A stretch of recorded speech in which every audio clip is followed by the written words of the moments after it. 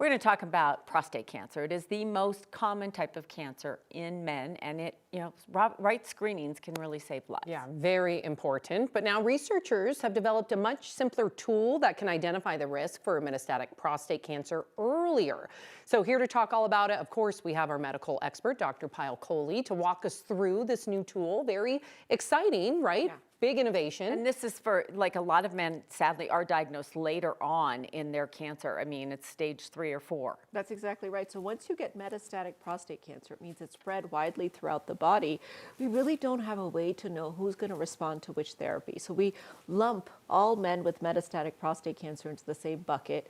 We just try, okay, let's see if this works, and then see how their body responds. And so our tools currently are really low burden of disease. Is there a lot of, cancer outside the prostate, or high burden of disease? And that's it. Now, earlier in the course of the disease, you can look at the PSA, the prostate-specific antigen, which is a blood test. How high it is and how quickly it's going up tells you whether or not the cancer is aggressive. You can biopsy and see the aggressive nature.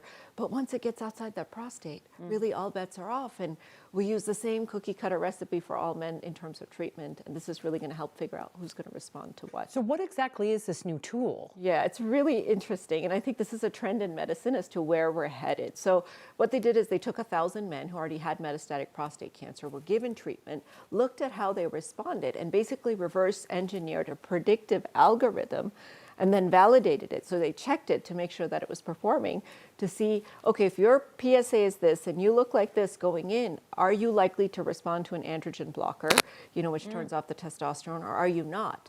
And the ones that are not likely to respond, this would change completely how you think about treating them up front.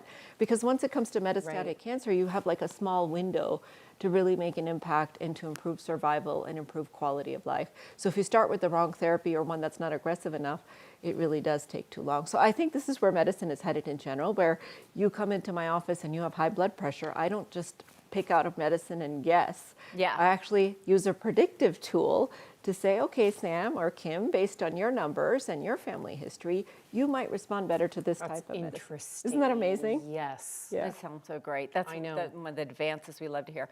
I tend to think there's a lot of parallels between breast and prostate cancer, in the sense that, the way it's diagnosed, the way it's screened, and the fact that once, like breast cancer, once it leaves the breast area, that's very different cancer, and prostate cancer. But screening is everything in all of this. And it's harder to get men to get into a doctor. It is so hard to get men to And at what age do you start? So less than 40, they say most men don't need prostate cancer screening.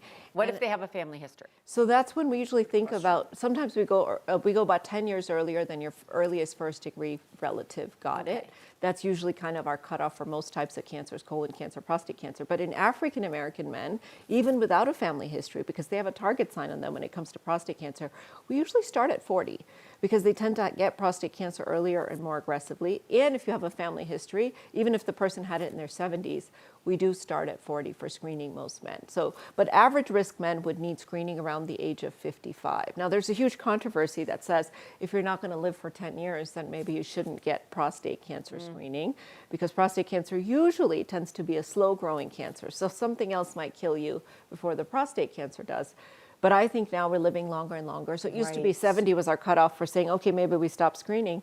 But I think now even some of my patients in their late 70s or early 80s, we're thinking about actively screening them because they're very young from a functional standpoint. It's the best way, right? I mean, I'm going to go home and encourage my husband. Did you get your prostate checked? Are you getting screened? And PSA is what you start with? So there's 2 ways, or 3 ways we screen people, really. So the blood test, the PSA is the easiest one to start with. It's just a blood test. You do it every few years. So throw it on with your physical. And, if you want to talk to Mark about his family history, really what you need to know is your personalized risk to decide, is 40 the right age, or 55, or, even earlier than 40 potentially. The second is to think about a digital rectal exam. We've kind of moved away from this, where the doctor inserts a finger in the rectum, feels the prostate from the back, and if it feels like the palm of your hand, it's soft. If it feels like a knuckle, then you have a nodular prostate cancer. The reason we've moved away from it is the sensitivity is lower. You can imagine only the part you touch, and it has to be big enough to feel. But MRIs now, prostate MRIs, are a great way for us to tell if a blood test comes out elevated. Is it just the prostate kind of growing, benign prostatic hypertrophy, which happens to a lot of men as they get older, or is it potentially a cancer? All right, life-saving advice, Dr. Kohli. Thank you. Thank you so much.